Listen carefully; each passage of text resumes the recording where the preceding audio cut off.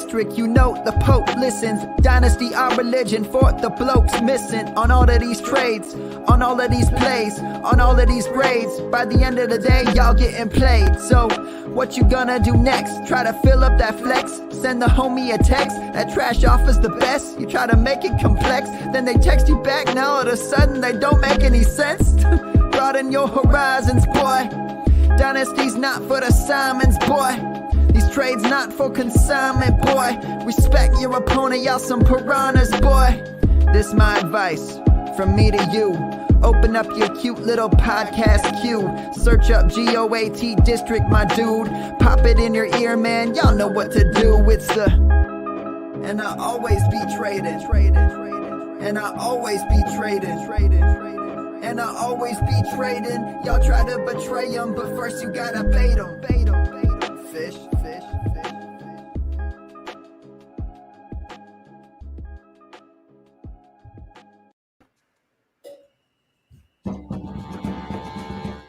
Men, we have a long off-season ahead of us.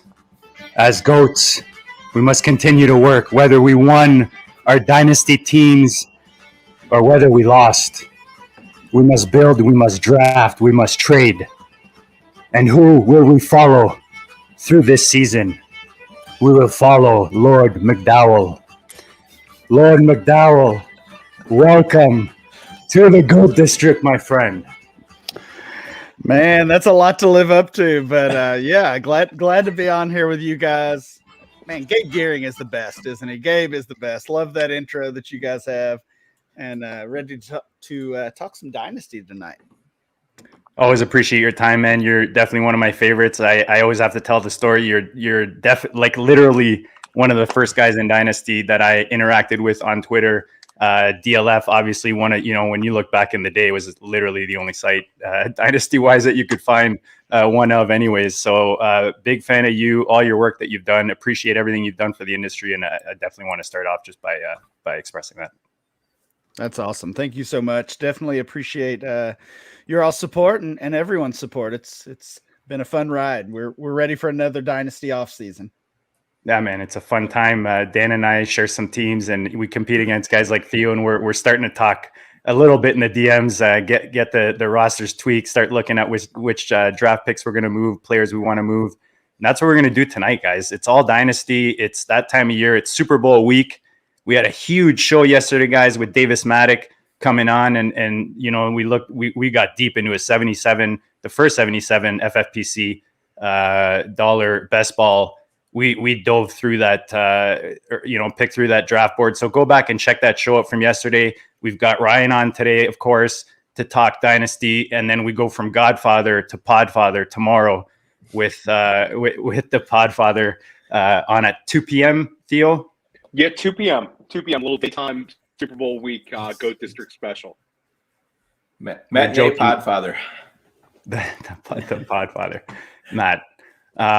But no, Ryan, like I said, we appreciate you coming on tonight. We've got a big show. We've got a lot of topics to hit on. Before we get into the goodness, I had the Scottish, the Gaelic there, because every time I see your last name, it just makes me think for some reason of that. Is it Irish background? I'm terrible with that stuff. I'm not even sure, actually. You're American, right? Yeah. Exactly. There you go.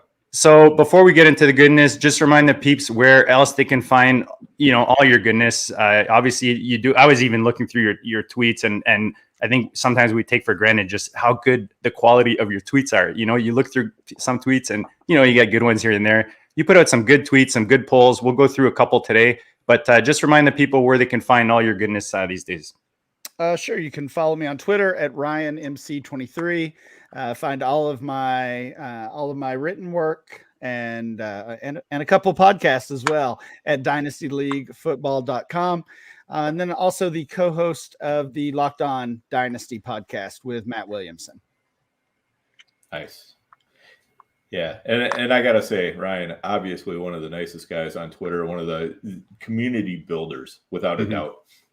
I mean, the things you do to try to build the community and keep things positive and everything else is, I know many people have said it before, but I don't think it can be said too many times.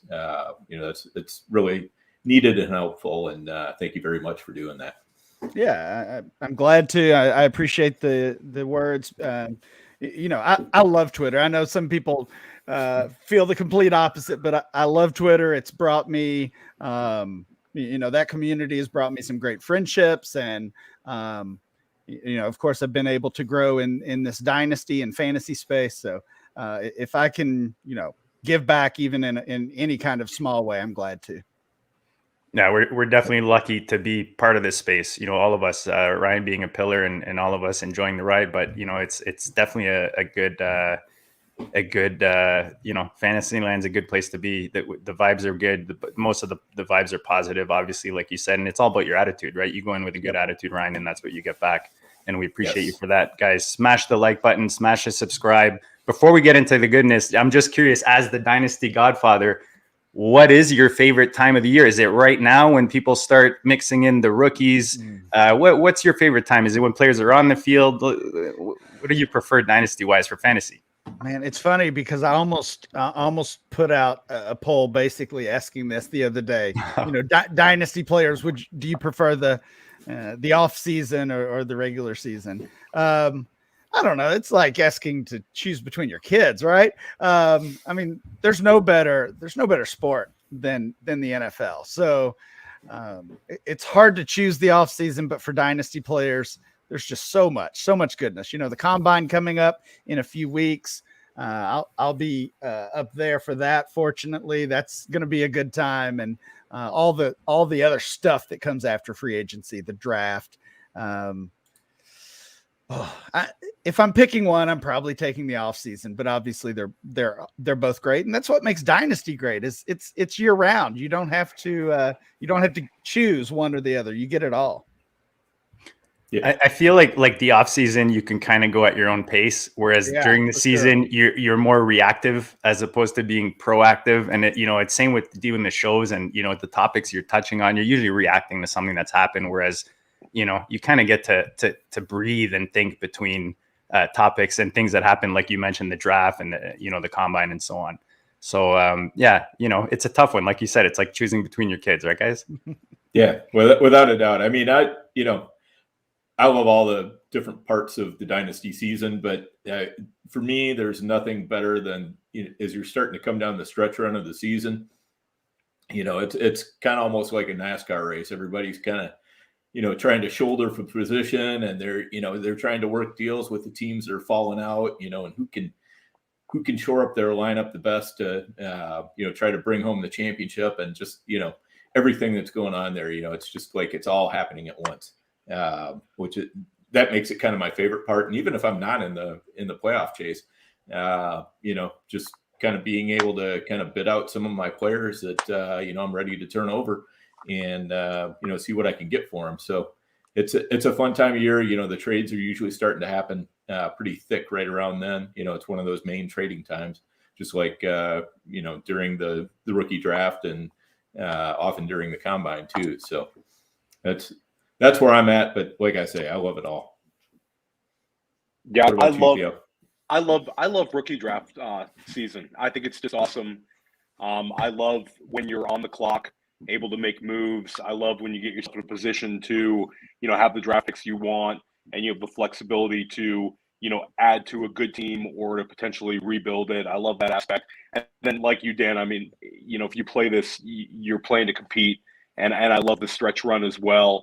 And I think Dynasty also gives you the aspect where if you're not in it, you can improve your team by maybe selling off a piece, picking up more draft picks. But I got to say, I love this time of year for Goat District, where we're getting to pick the brain of somebody like Ryan, and we start to really, really go deep into these rookie classes, and then, try to gauge the value of the players that we, currently have rostered as well. So it's I love this time, kind of where it's a lot of indecision. So, but pretty much all year is good in Dynasty as well. Yeah. See, I laugh because Theo's enthusiasm is definitely, what's the word I'm looking for?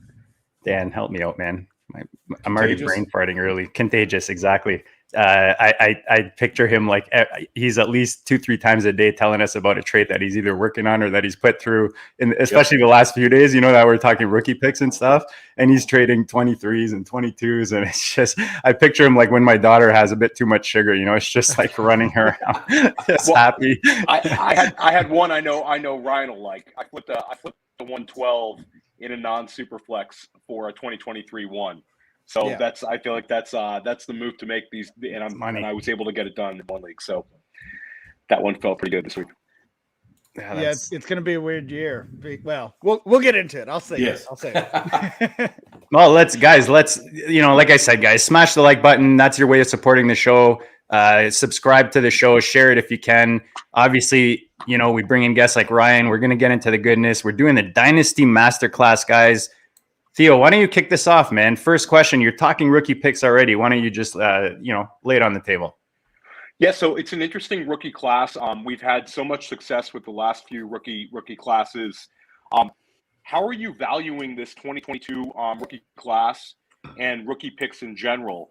And do you have a specific cutoff where you would prefer trading your first round pick in 2022 to get a 2023 one? Is there a specific number, or how are you handling it right now? Yeah, that's a big question. I mean, obviously, we all know the value of these picks this year is not what we've seen, especially the past 2 years. I think if you go back to 2019, it's kind of more similar to what we saw that year. As far as, you mentioned that trade, the 112, I think for the 23 first, in a normal year, you make that trade and you get something back, right? You get a mid-second and the future first or something like that. And now we know it's almost a premium just to get the deal done, especially when you're talking about a late pick like you flipped there, Theo. I mean, looking at our rankings at DLF, and obviously there's still a lot to shake out as far as where these guys end up. But, I'm looking at 7 right now is Jameson Williams.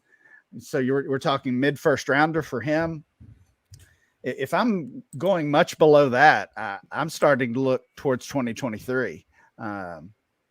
I love that wide receiver tier that looks like they're late first rounders right now. And there's a bunch of them: Bell, Dotson, Olave, Pickens. I think my guy Wan'Dale Robinson's probably in that group as well.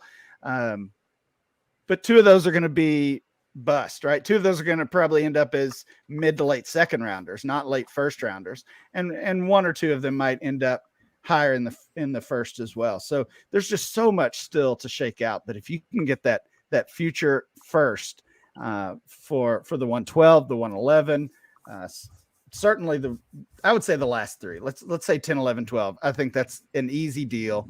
Any higher than that, I'm looking for a little bit more, or I'm just going to wait a little bit longer. And there you go.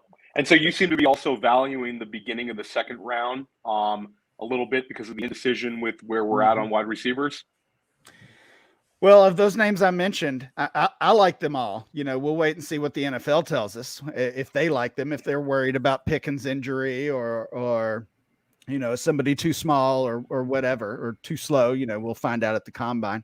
So 1 or 2 of those guys are going to be early second rounders, right? And then you've got the next tier of running backs. I like Kyron Williams quite a bit. I like Rachaad White quite a bit. Again, draft capital and landing spot is going to impact value right now, but our early ADP tells us those guys are early second rounders, and I love that value. So I think you're looking at a tier, and the tier's probably like from 1.08 to 2.03 or 4. And we get so caught up, especially this time of year, because if you play on MFL, right, they haven't rolled over. So it just says 2022 first rounder, and everybody in your league can look and see exactly what pick that is. But we get caught up in that first round, allure or stigma or whatever, and we don't always pay attention to tiers like we maybe should. So the 2.01 or 2.02, right now it's really no different than that late first you flipped. And, try to trade your 2.01 for a 23 first and you'll get laughed at. There you go. Which is hilarious. It's one pick apart and it's a flatter right. class. Yeah. And I guess the other way then, Ryan, that you could go about it is if you can't make the deal for a 23 first with your, your pick 10, 11 or 12, you might go prospecting in the 201, 202, 203, 204, try to trade yourself down and pick up, maybe a future second, somebody might go that high, for sure, pick up like a later second or an early third this year, because I do think there is some decent depth down in this later second and third round. It's nothing down there is guaranteed, of course, but having extra picks down there never hurts.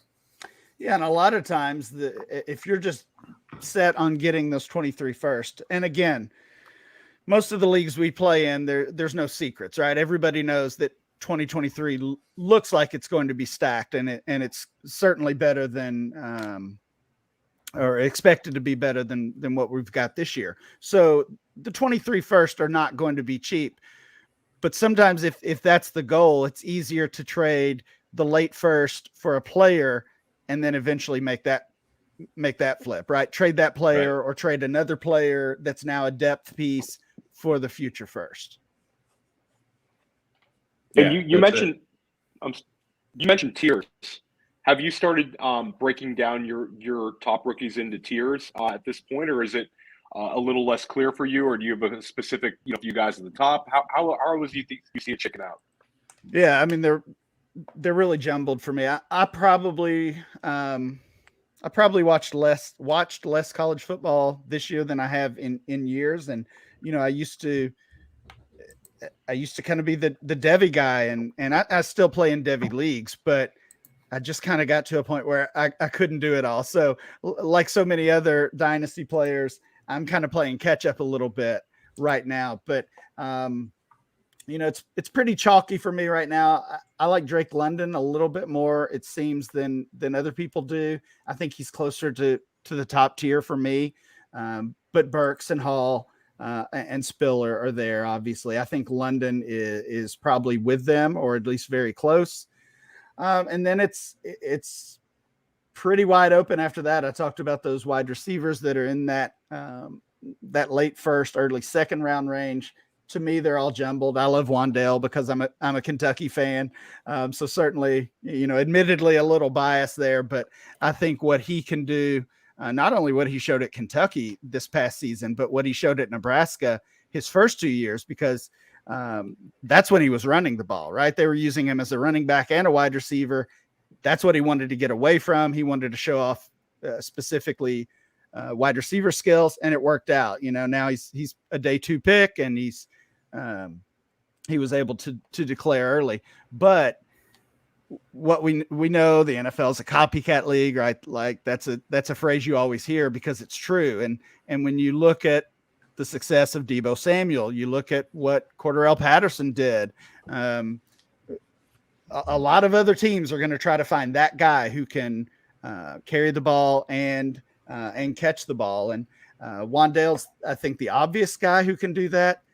But man, Treylon Burks can run the ball too. And 6'3", 230, like that's scary. I mean, he had a couple 100 yards the past 2 years running the ball, if I remember correctly. So give him the ball in the backfield and just get run over. Yeah, he's a beast. And this is 2 guests in a row talking about Wan'Dale Robinson. We had Davis Maddock last night, and he went on about Wan'Dale. And he also brought up the Deebo Samuel usage. So I think, he's definitely an appealing guy. Yeah, I hate it because, I thought he would be a guy I could use my homer pick on and take him in the second round, maybe even mid-second. And it seems a lot of people are a fan of his, but that's a good thing for him. He's a fun player to watch. Let's look at veteran running backs. I know we're talking rookies. But I know even us looking at redraft right now with best balls and stuff, it's even interesting. So with Dynasty, when you're looking at guys like, the CMCs of the world, the Derrick Henrys, the Barkleys, the Kamaras, obviously Kamara now with an issue, maybe, I don't know, Cook. Mm-hmm. Yeah. What do you do with these guys right now in Dynasty? Is it just a matter of assessing your team and saying, am I a contender or not? Or are you looking at the individual players and adjusting accordingly? I would say a little bit of kind of player by player valuation. I think, when we look at our ADP and a couple of the young guys have moved up. Javonte Williams is a top 5 guy now, moving ahead of most of those veterans you mentioned. But we say all the time that ADP is not a trade tool. You can't say you're going to trade the 18th ranked guy for the 19th ranked guy. We just know it doesn't work that way. But I think this is one of the biggest discrepancies that you'll see in ADP versus trade value, because Dalvin Cook is the RB6, Alvin Kamara is RB7. Of course, that was before last weekend's issue. Saquon Barkley's RB10. You just can't get that type of value for those three. Those 3 players still pretty highly valued, certainly in startups and in existing leagues as well. I'm staying away from those guys. I don't think you can sell them for what you would want for that kind of name value. You're not going to get back what you would expect. Derrick Henry's the most interesting player on that list. We saw his value drop, obviously, after the injury. He's a little bit older than the rest of those guys, 28. He's RB16 in our rankings. More and more, I'm just thinking of the running back position year to year, right? 1 year at a time. And Jonathan Taylor and guys like that are exceptions, because you expect them to give you, hopefully 3 years of good production. And so he's already RB1. But outside of guys like him, I'm almost just treating it as a redraft league when it comes to running backs. So I love Derrick Henry. You guys, it sounds like have done a little early redraft already, but from what I hear, Derrick Henry's a top 5 pick again, right? Is that fair? Yeah, and where did we get him in the 125 buy-in tourney that we just did? Yeah, so we got him at the 110 there, but he is often going in the top 5 or 6 picks. So that was my sorry, Dan. That was exactly my thought, and I thought that would happen, basically. Even when he got hurt, you think about, okay, what's a 2022 redraft league going to look like? Well, Taylor probably will be the RB1, and RB2, probably McCaffrey, and then RB3, it's Derrick Henry, I think. At least he's certainly in the conversation. Maybe that's Eckler up there as well, or if you're sold on some of the young guys, Swift or Harris or whoever. But he's going to be a first rounder. Let's say that at least. So if Derrick Henry's going to give me one more year of top 5 running back play, he's an easy buy at RB16. He's a late 3rd rounder in our ADP. Again, it's that disconnect. I'm not drafting him in the 3rd round either, because I'm only drafting players that I think can gain value. I don't know that he can gain value at this point, even with a big year in 2022. But in an existing league, if I've got a contender, would I trade my 1st round rookie pick for him? Almost certainly, yes. Yeah. So unless you're talking like one of the top 4 rookie picks or something like that, if you're talking, or would you even trade a top 4 pick for Derrick Henry if you're a contender? I probably would not, only because I think I can get him cheaper. Okay. I think, and again, that's league dependent. If the other guy's a contender too, you're not getting that deal done. But Right. If somebody's worried about age or worried about the injury, because that's a significant injury. But in a vacuum, if I can move a mid late first for him, absolutely. Yeah, I think that makes sense. So like a Jerry Jeudy or Michael Pittman, those kind of players, would you move one of them for your Derrick Henry? Definitely. Yeah. Pittman for sure. Okay. And you just think, like, I love what you said, Ryan, about, managing your expectations with these running backs. And I know we're going to ask you later, looking at big mistakes you think dynasty players are making, but I feel like that's a mistake that most dynasty players are doing. And it's kind of looking at positions the same in dynasty and saying, you know what, all these guys are going to give me 3 to 5, or some people are talking 10 years, in some positions. Yeah. But especially at the running back position, I think if you can build the rest of your roster with the positions just naturally lasting longer with these guys, and then you just fill in with these guys and expecting the year, like think about how cheap you can get Derrick Henry now or Cook versus 2 years ago. And if you've built the rest of your team to bring these guys in now and get that year out of them, that's a championship move right there. And you're talking about guys like Judy and Pittman. Judy and Pittman are not winning you a league this year in 2022. Right. I don't think so either. So yeah, it's funny you mentioned that, and we do that. We're all guilty of it, right? You get Jonathan Taylor on your team and you think he's going to be the guy for 5 or 6 years. You get Swift.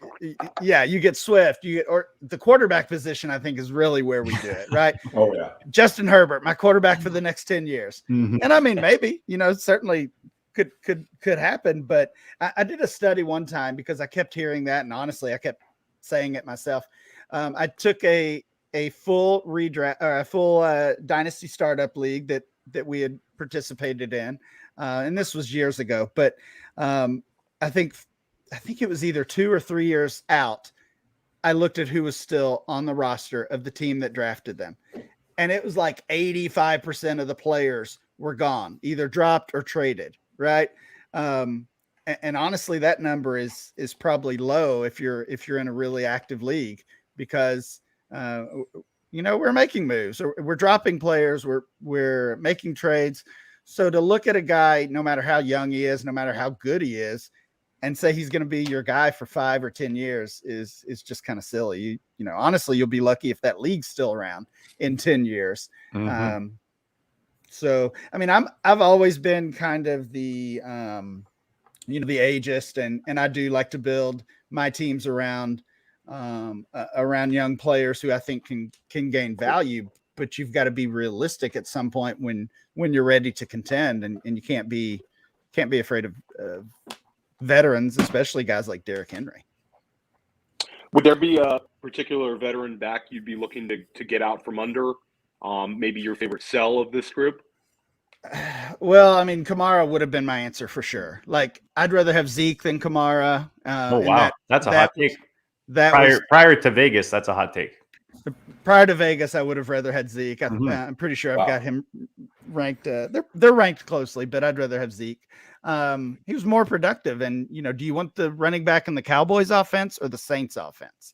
Like, that's a pretty easy call. They're about the same age. We think of Kamara as younger because he came into the league a year later, but I think they're actually the exact same age. They're about 26. Yeah, Zeke came in super young. Yep. Right. Yeah. So, Kamara would have been my answer. His value is certainly not gone, but it's in limbo, right? So, I mean, Cook would be the other one. I'm always the one worried about Cook, the injuries mainly, but he still seems to carry value. So of this list, he would be the clear sell for me, and Henry would be the buy. I think it's interesting. A couple guys not on the list, and maybe you guys left them out on purpose, but they get clumped in with this group is Mixon and Eckler, and they're going in the other direction, right? Like, they're gaining value. But a year from now, we're having the same conversation about them. They're 27, 28 at that point, and now we're saying, oh, it's too late. So, flip them now if you can find the right, the right deal. Don't sell at all costs, or at any cost. But be active. Look for a deal. Let me ask. Sorry, Dan, I have to cut you off. Let me ask Ryan a question that's not on the show sheet. Looking at these guys, is there someone next man up type of deal? Looking deeper in dynasty, adding depth at the running back position. Is there someone you like behind these guys on their current teams? on their specific teams. Yeah, like Darrington Evans was a guy people liked last offseason Right. behind Henry. Like, is there anyone behind these guys that we're talking about that are kind of on their the back end, I guess, of their career, most of them anyways? Is there a guy you guys like, Ryan? And then I'll pass to the other you guys if you have. Yeah, I don't know if there's one I like enough to chase. I mean, I think everybody likes Pollard. We think Pollard should take over that job. I don't think he's the type of running back that is going to carry a backfield to himself. So I like him in his role, but he's also, he's going to be 25 by the time that the next season starts. And not that that's old, but we're sitting here trying to sell 26-year-old running backs. So Pollard's fine. I like Alexander Madison. That's kind of what I was getting at. Yeah, I don't know that he's never going to beat out Cook for the job, but we've seen him be productive when Cook's out. He's the one guy that showed that true RB1 production, when Cook has been out of the guys, I think, behind the ones that we've mentioned. Yeah, and again, looking at that ADP, and this ADP data is from January, but I don't think much has changed with these two guys. Pollard's RB 30, 86 overall. Madison RB 38, 117 overall. So clearly, right now, Pollard has more value. I'm not sure that he should. Yeah. I like the Madison call. Madison, Pollard. I actually, I was talking to Dan trying to price Pollard and Andrew Schellenberg because he's always the guy I'm trying to add on my teams. But Madison, like you said, is cheap unless he's tethered to Cook, and the owner might want to keep him around. Madison had just a number of RB1 weeks this year, and he's definitely a talented guy. How about you, Dan? Yeah, I definitely agree with what Ryan was saying. A lot of these guys, like Pollard isn't going to have, a backfield to himself ever. And so you got to price that in, which I don't think a lot of people are, Don't you think Madison could potentially though? Madison could, yeah. And Madison's also almost 2 years younger, I believe, than, or maybe, isn't he? Madison's 23 and a half. Yep. And is he really? Pollard's 24 and a half. So a year younger. Yeah. So, you got a little bit of the age there, but on the other hand, I think when you're buying running backs, you're really buying into an offense and a back, kind of a scheme or philosophy, as much as anything. Is it a team that's going to heavily feature a guy? Is it a team that's going to run the ball a lot? Give their running back plenty of opportunities, and how concentrated are those opportunities going to be between the various running backs on the team? And it's like, is Joe Mixon talented? I guess, yeah. But if I knew that Samaje Perine, if Joe Mixon went down, if I knew that Samaje Perine was going to get the Joe Mixon workload, I'd be pretty high on Perine. I don't think that's going to happen, but and that's kind of how I look at valuing backs. Barkley, I think, has a chance to, have a substantial chunk of workload again if he can stay healthy. But, that's where you got to decide, how much do you want to gamble that Barkley can stay healthy when he's really only done it 1 year in his career. Yeah, I think Barkley's kind of the wild card of that group because he's lost more value than Cook, certainly more than McCaffrey. He's in that late second round range based on our data. He's the one that I could see gaining value. I mean, if you tell me he's a top 6 pick in startups next year, that wouldn't shock me. Dan and I have been talking about this because he's been falling. Actually, is it third or fourth, Dan? Third round. He's been falling into the early third redraft for the best balls. Which is nice value when you can pick up 2 stud receivers in the first rounds, you know what I mean? And then smash Barkley in the third. I gotta get into some of these best ball leagues. We got your juices flowing. Guys, check out myffpc.com for those best balls, man. They got $5 all the way to a gajillion dollars, and you can win a 25K right now with a 125 buy-in for the never too early tourney. If you're not already on the site, myffpc.com, make sure you reach out to @GoatDistrict. We'll send you guys, we'll we'll hook you guys up with a sign-up bonus, $35 credit you can use towards anything, a best ball, a dynasty, whatever you want. Theo, you got something? Yeah. So you had a great tweet recently where you talked about a year ago's wide receiver rankings, and I believe it was Cooper Kupp was 29 and Deebo Samuel was 31, and it just shows how things change dramatically in Dynasty, and it also shows that there's great value to be found within your rankings. Are there any wide receivers that you view as currently very undervalued that might be Dynasty trade targets this offseason? Yeah, so I think about Cooper Kupp. You know, he, as you said, wide receiver 29 this time last year, and now he's a wide receiver 1. Not only a wide receiver 1, but close to a first rounder in Dynasty startups. And he is a first rounder in those early redrafts, I believe. Oh yeah, he's going at the 102 and so easily. And I think he did that. He gained that value as a 28-year-old, which if you want to look at historical ADP data, you can pretty easily see and project players that are going to gain value and lose value regardless of their production. And to see a 27, 28-year-old wide receiver gain that kind of value is very rare. That being said, it's happened 2 years in a row now. It was Stephon Diggs the previous year, and now Cooper Kupp. And Diggs, while he didn't have the same type of year, he's pretty well maintained that value, still just outside the wide receiver 1 range in our ADP. So you think about those two guys. What happened? They got a quarterback, right? I mean, Diggs gets traded. Now he's got Josh Allen. Stafford goes to the Rams. Now Kupp has a quarterback. So if we're trying to repeat that, who's cheap that might get a new quarterback this year?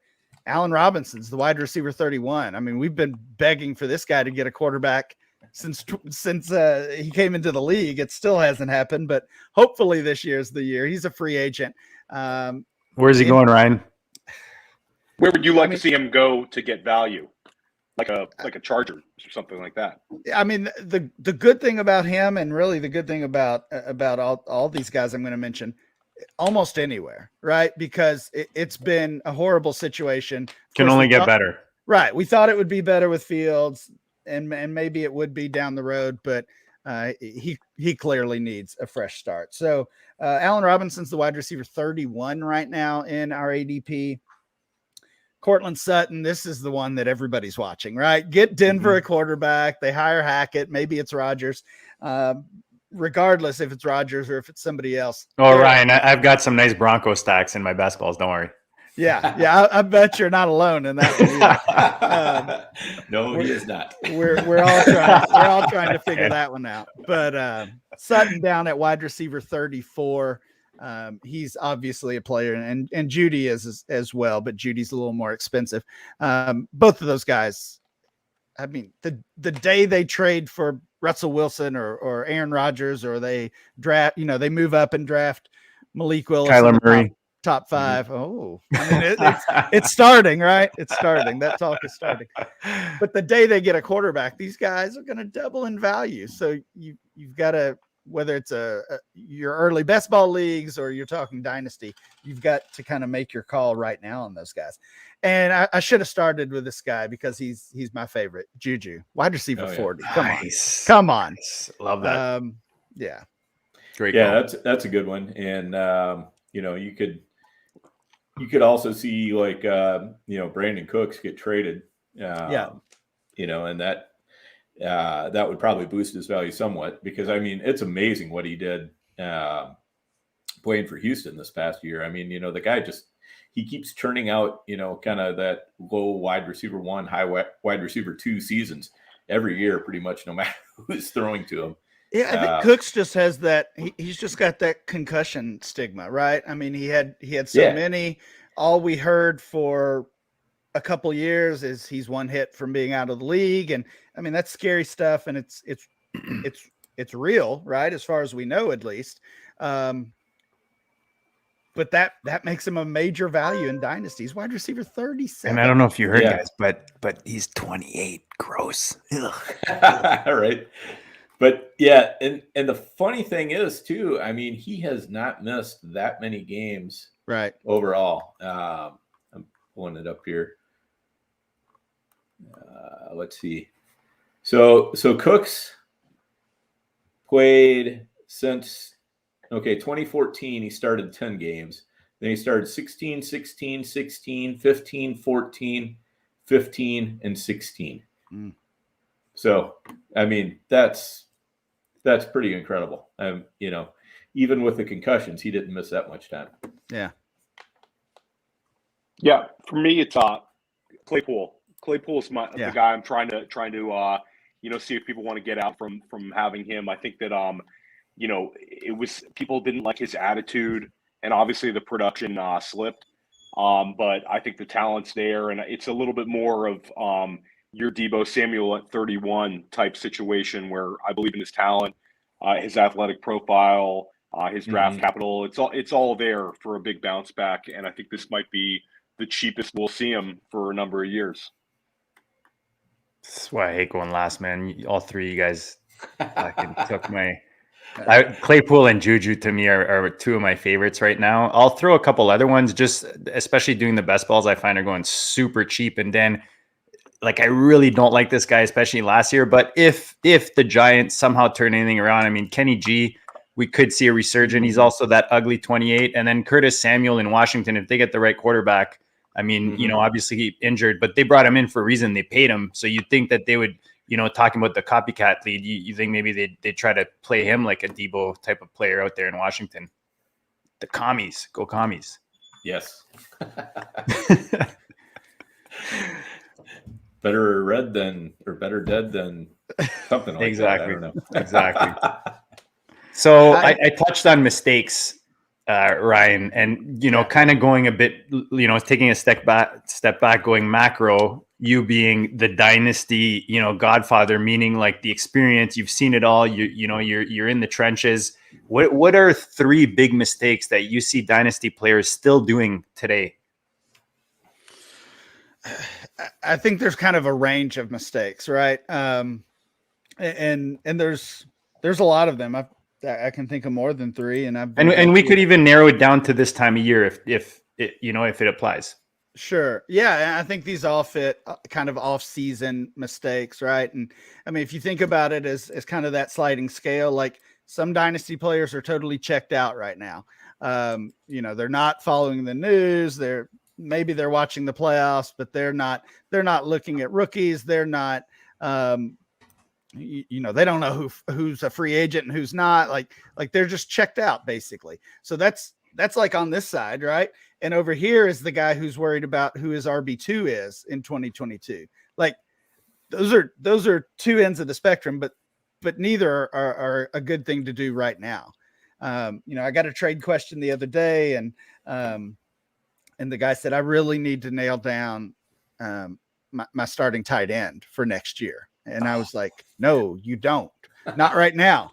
Not right now. And honestly, that's kind of part of another mistake is I think we're at this time of year specifically, we're overconfident with some of our takes, whether it's because we're just looking at what happened this past season and moving it forward a year, or if we're sure that this guy's going to this team and Jerry Jeudy's getting a new quarterback, I'm sure of it. So I'm gonna overpay for him.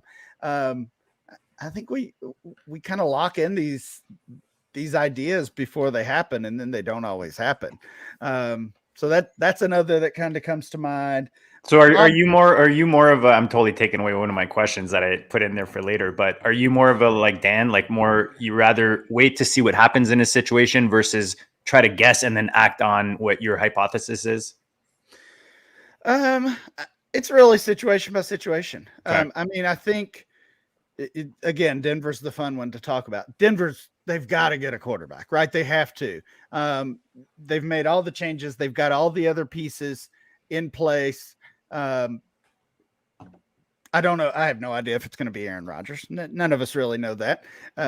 but I think they're getting somebody that's better than Drew Lock and Teddy Bridgewater and Brock Osweiler and Case Keenum and whoever else they've had for the past 4 or 5 years. So if I like the player, then I'm safe. I feel good investing in them. I like Jerry Jeudy. I don't really like Noah Fant. If I can sell Noah Fant, then I'm going to do that. But I might wait until they get that quarterback. I was just going to say, at least wait till they get the quarterback. Right. Yeah. Wait until they get that quarterback. If I think that's what's going to happen. So it's situation by situation for me. And really it's player by player, because ultimately I still believe in talent over situation. Yeah, I totally agree. I mean, situations are going to change, but talent really doesn't, short of major injuries. I'm curious what you think on, like we were talking about wide receivers, and some undervalued ones. What do you see some overvalued wide receivers? Are there guys who are going in the early rounds of startups that you're not really sure why they're there? Well, I wouldn't say I'm not sure why, because it's a well-established guy. But Davonte Adams, 12th overall, wide receiver 6 in our ADP at DLF, and looking at the names below him and the uncertainty with that situation, not only with Aaron Rodgers, but Adams himself is a free agent. So, both of those pieces being a question. Is he playing with Aaron Rodgers next year on Green Bay or anybody else? Probably not. It's kind of the opposite of the Denver situation you just described, right? Exactly. And I really think this time of year and really throughout the entire offseason, it's important for dynasty players, dynasty managers to have a take about every single player, every single relevant player. And it doesn't have to be, a long drawn out thing. You don't have to do a Twitter thread about every player, but you've got to have at least some general thoughts, buy or sell. Am I targeting this player? Am I avoiding this player? What do I expect in 2022 and the next 3 years? So kind of have a really generic take or a really general take about every player, because you're going to have a chance to draft that player or trade for that player at some point this off season. So Davonte Adams just too high for me. I love the player. I think he's still going to produce, but he's 29 years old. I'm not taking him that high. Honestly, I've been surprised that guys like Kupp and Debo have not passed him already in our ADP. I think it seems like they certainly have in redraft leagues.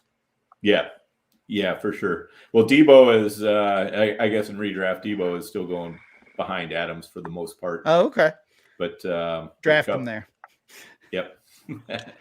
Let's do a quick OTC with Ryan here, since we're talking about Davonte Adams. Ryan, Davonte Adams or Rashad Bateman? Oh, geez. I love that reaction. On the clock in Dynasty? Yeah. I guess. Damn, I stumped the Godfather. I love it. I mean, yeah, we're talking two very different tiers here. I guess Adams, but yeah, I don't like that question. Theo, what do you think on that one? I'm still Adams. I love Bateman, but I think you got to go Adams there. Now, if you go Davonte Adams versus Elijah Moore, or that, then that gets me thinking a little. Maybe I'm going more, but I think Bateman is just a little too much. Question marks in terms of the usage with Hollywood and Mark Andrews. I love the talent for Bateman though, for sure. What about you, Dan? I would definitely go Adams over Bateman. For me, I just, I kind of like a little bit of chaos. And so I'm kind of rooting for Rodgers and Adams to get split up so we can find out just how much of, Rodgers, is holding up Adams or vice versa. Because I think you can make an argument either way, really. They're both great players, but it would just be fun to see what happens if you split them up. But, one thing I was going to say a couple minutes ago is I think, as Ryan was talking about, you need to have a take on every player. And I think you also need to know, what's kind of the consensus take? Like we were talking about Denver, it's pretty well established that everybody thinks, something big is going to happen in Denver and they're going to get the big quarterback or whatever. So there's not really a whole lot of juice to be gained by trading with that mindset of, Denver's getting that quarterback. Where you're going to get some juice from it is if you think it's not going to happen, then now is actually a good time to sell your Denver players, because you're thinking, we're going to ultimately just be disappointed. So sell them now while everybody's got that expectation of, the good quarterback coming in. So you really want to trade into places where your opinion is different than, what you're seeing on Twitter a lot. And, so those are kind of the opportunities I look for. If I'm seeing, hey, everybody's high on Elijah Moore and everybody is high on Elijah Moore, he's going to be kind of a tough guy to get. I'd love to get him, and I'll make some offers for him, but I'm not really expecting to, find somebody who's giving him away. Dan, are you saying our offer got rejected from earlier? No, I'm not. No, but I think this ties in with what even Ryan talked about ADP, and ADP is not Bible. Like you're not going to play values off that. But when you do get your take on players and you're able to create your tiers and your rankings, and then you compare that to ADP, which is the feeling in fantasy land on these players, that's where you can find those values that we're talking about. It's simple, right? Right. And you need to be looking for, the other thing I'm always looking for is places where, I feel like I want to take a player who's more of a store of value, and especially in the off season. Yeah, you could argue that Elijah Moore is a great store of value right now. He's not even 22 yet. Everybody's got positive expectations for him, so forth like that. But if you could take Elijah Moore and get Cooper Kupp, because you think your team is ready to win now, that might be a deal that I'm ready to make. I think Elijah Moore is going to be good. I don't think he's probably going to be as good as Cooper Kupp next year, and maybe not even the year after that. Maybe close a year after that. But, for next year, I think I might be able to gain something by making that trade. What about one more, just really quick, because I'm curious on this guy. We haven't heard much about him. We know the curious. It's another quarterback question mark, but F1 Terry McLaurin with Adams. Where do you guys? I see you nodding, Ryan. Yeah, McLaurin is another, like you said, another one of those guys we want to find a quarterback, and yeah, I'm probably going McLaurin over Adams, but that's close too. We think of McLaurin as a young guy. He's not. He's a year and a half younger than Adams right now. So, or no, I guess he's 2.5 years. So yeah, I'll go McLaurin there. The Rodgers Adams thing that Dan was mentioning is fun though. Wanting to see those guys split up. So, it's like the Brady Belichick. Right, exactly. Yes. That's what I thought. That's perfect. So since 2015, I didn't include 2014. I know Rodgers had a rough rookie season, but since 2015, Rodgers without Adams averages 0.9 fantasy points less. Rodgers without Adams. Adams without Rodgers, 3.5 fantasy points less. So, maybe that's negligible, but see, that could that difference just be the dependency of the position, because you're more dependent on the guy throwing you the ball than.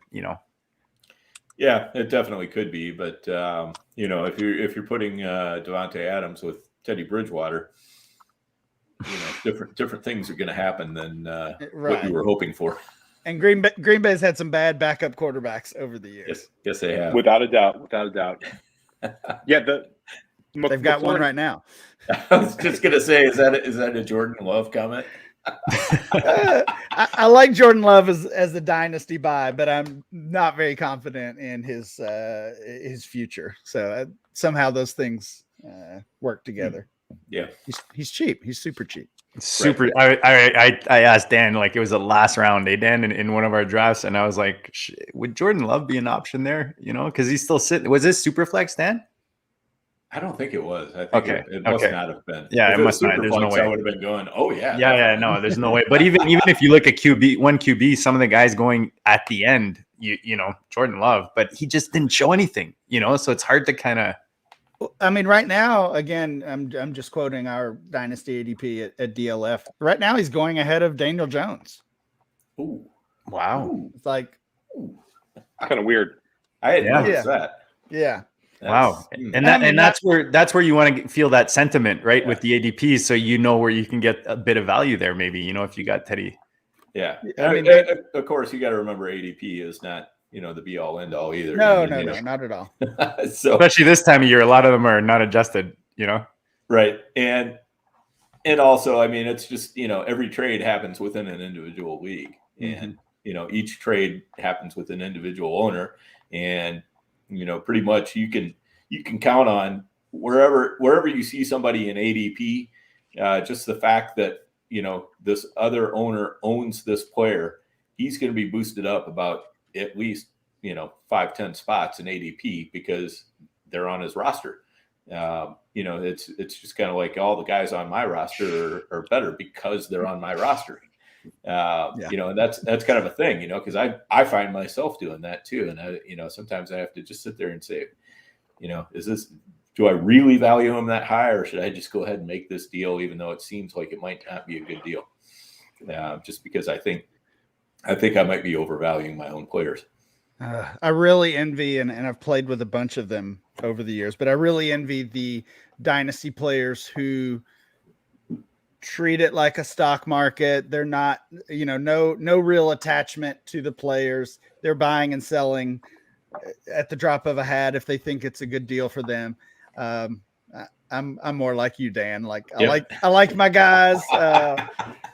Yeah, gosh darn it, there's a reason why I went out and got Daniel Jones. So I'm not trading him for Jordan Love. I know that. Yeah. I'm not trading him for Tyler Huntley either.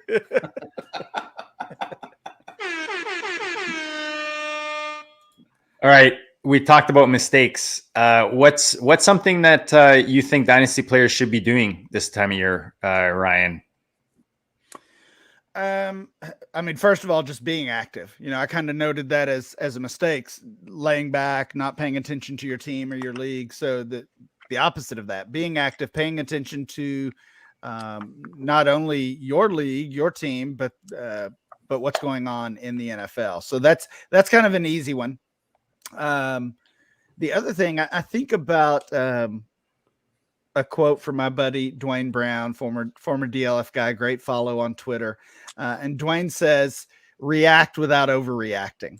And you know, that's one of those like simple but complex at the same time statements. So take in all this news, react to it, but that doesn't mean you have to overpay or overreact to every single thing that happens. Ryan, you talk about stocks and investment. That's the number one thing I learned in this past year and a half of kind of going a little deeper, especially with crypto, is, you know, don't react, but don't overreact, you know? And I think people just do that. They see a headline and they're out there trading some guy for a bag of pucks, you know, as we say up here in Canada.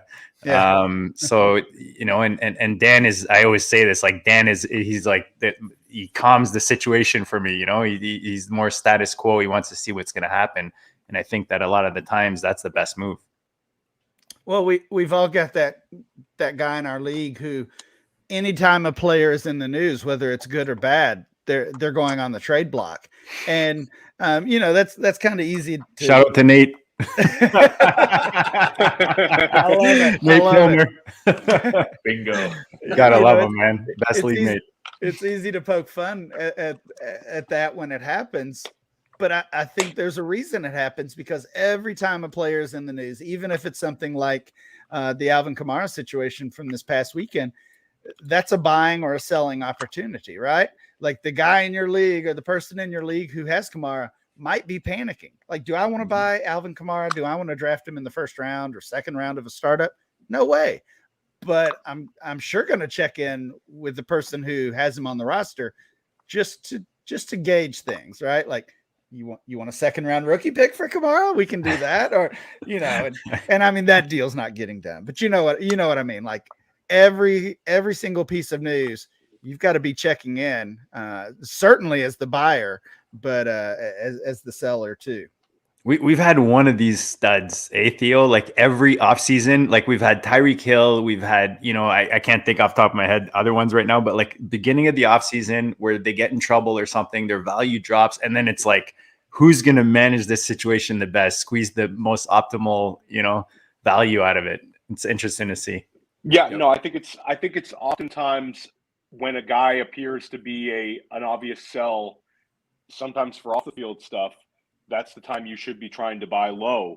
And like Ryan said, you're not using a piece that's going to necessarily cost you a great deal in the long term for a potential piece that could help you, win this season. So, you bring up investing. It's like the be fearful when others are greedy, and greedy when others are fearful type thing. Mm-hmm. But for me, it's like I'm checking out the waters for Kamara and seeing if people want to jump ship. For me, it was the mugshot. I saw his mugshot. It didn't look like a guy who was worried about that much in his mugshot. So if the mugshot looked a little more worried, I might have different opinions. But I love how he judges it off the mugshot. That's awesome. Relaxed mugshot, but yeah, it's I think you're better off going after those guys, seeing if you want to jump ship with it. I mean, we had every time there's off the field issues, the market overreacts in the NFL. I mean, we saw the Dalvin Cook, that thing's kind of up in the air, but there was a buying opportunity for a little bit there. You brought up Tyreek Hill. I mean, how many redraft leagues were won in early drafts because Tyreek Hill dropped, and Dynasty, you could have got him for so much cheaper, and people were just stealing, at that point. So I don't know. I think it's a little risky, but you got to have risk to get big rewards in fantasy anyway. So I'm definitely seeing if the Kamara owners want to cut ship. Yeah, and that's the thing too. I mean, if you're on the bottom of the league looking up, taking on risk is not necessarily a bad thing. So. You have to sometimes look for those opportunities where you can just, say, I'm gonna try to take some risk where if it works out good, it's going to work out real good. And if it works out bad, I still haven't lost a whole lot. So trying to get those unequal outcomes and get some of those working for you, because I mean, if you take three players who each have a 1/3 chance of going to zero, but a 2/3 chance of increasing in value, the odds are you're probably going to be ahead of the game after buying those three players. One of them will have, stunk, but the other two are going to work for you and they're going to increase in value and you'll be up overall. Plus, it's Dynasty, man. Have some fun. It's fantasy football. You got to make those risk moves. Like those are the ones that are more fun. You can't play it safe, man. You're not winning shit if you're just playing safe. I'm sorry. And that's the thing. I mean, it's unlikely you're going to be able to trash your team to the point you can't rebuild it in a year. Exactly. Unless you're just making absolutely stupid moves. Agreed. All right, look, guys, let's face it. We could literally keep Ryan here for another 4 hours easily talking Dynasty. We didn't even talk about strategy, roster. Like there's a million ways we could go. But look, he's a busy man. He's down there in Kentucky. He wants to go, I don't know, what is it, drinking some bourbon right now and like a cigar. You want to go relax before hitting the hay. But Ryan, we like we said earlier, we appreciate everything you do for the industry, man. We appreciate the time you gave us tonight. Remind the people all the goodness you have going on. Obviously, obviously anyone listening is already following you on Twitter, but just remind them again the handle. And before we go out, there was one question we didn't address. Maybe you could throw a name out there. Someone that our audience can get super cheap right now in Dynasty. Maybe even consider throwing into a trade, if they're making some moves this time of year. Yeah, there's a few guys. Actually, I do like both Daniel Jones and Jordan Love as targets. I mentioned those guys earlier. The other one that stands out, David Njoku, just 25 years old, free agent. Finally got a little run in Cleveland, had some success this year. even with that crowded tight end depth chart. But now hopefully he's free of Cleveland. He finds himself a quarterback in a better situation. Love him. Super cheap, outside of the top 200 in our ADP, and could probably be had for, I don't know, a couple third rounders, a prospect and a third Dan, rounder. he swims in our deep tight end pool that we like. Those lower guys. I love it. But yeah, thanks for having me on, guys. Definitely fun as always. And you can follow me on Twitter at RyanMC23. Check out my work at DynastyLeagueFootball.com.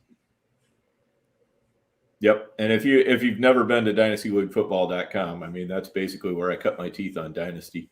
I was that idiot who signed up for a $1,250 league and then said, okay, I got to teach myself how to play. And look where you are now. Look at you now, Dan.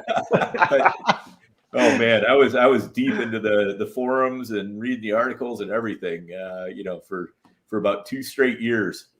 Yes. And Joe is talking about she traded me in a league that we're in. She got Njoku. I got a 3rd and a 6th from her. So nice move, Johannes. Yeah, I think that probably worked out. It'll probably work out good for both of us. So anyway, hopefully so. And I got to leave you with my guy. I think Donta Foreman. There's nothing tying him to Tennessee. He's proved he's back. He can run the ball. He's still not even 26 years old yet, and you can probably get him for a song. That's a good one too. I like that. He might even be on the waiver wire in some leagues still. Mm-hmm. Yep, could be. Theo, who's your guy? Not quite as under the radar, but I love Ryan's take on Juju Smith-Schuster. I think this is he's still young. I think he's had a lot of success, and I think that he could easily have a big bounce back year next year. And then the super, super deep one, more of a best ball target, but the kind of guy that you can get right now. He's a cut candidate for FFPC players. Braxton Berrios, who I know Dan's a big fan of as well. But he was super productive. I think the offense is pointing up, and I think he could have a real role with the team. How big a role? That's a question mark. But I think that he showed ability in that offense, and I think that there's a chance that just continues. I love it. I'll throw Kylan Granson out there just for a tight end premium peeps dynasty, just with the vacancy out there in the Colts. And I think that Colts offense just in general is kind of a sleeper right now. I know we're talking about not being too confident in your predictions, but as a Colts fan, I mean, just the disgust on the face of that franchise, the way they went out, you would think that they would maybe add a nice piece, Kyler Murray, to that offense, just to complement everything else, all the other goodness they have out there in Indy. But that's a name I'll throw on the table. Again, Ryan, appreciate your time. Theo and Dan, always a pleasure, guys. Make sure you follow at Overhyped Sleeper, no E on the end, at the OG Fantasy, at Ryan MC23. I'm at JD Goat District. Follow us at Goat District on Twitter. Guys, we're going from Godfather to Podfather tomorrow, 2 p.m. live Eastern time. Theo and I are going to sit down with Matt and talk whatever comes up, man. We still got to figure that out. We'll be all over the board in that one. But guys, Super Bowl week, so we're keeping it big. We appreciate you guys tuning in. Thanks to the chat. We'll check you all later.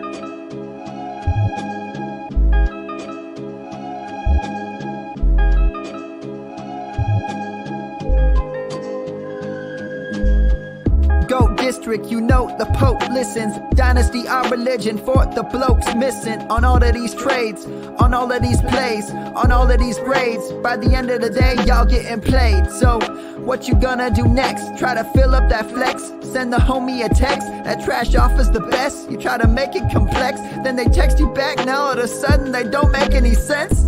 Broaden your horizons, boy. Dynasty's not for the Simons, boy. These trades not for consignment, boy. Respect your opponent, y'all some piranhas, boy. This my advice from me to you. Open up your cute little podcast queue. Search up GOAT District, my dude. Pop it in your ear, man. Y'all know what to do. It's and I'll always be traded. And I'll always be traded. And I'll always be trading. Y'all try to betray them, but first you gotta bait them. Fish, fish, fish.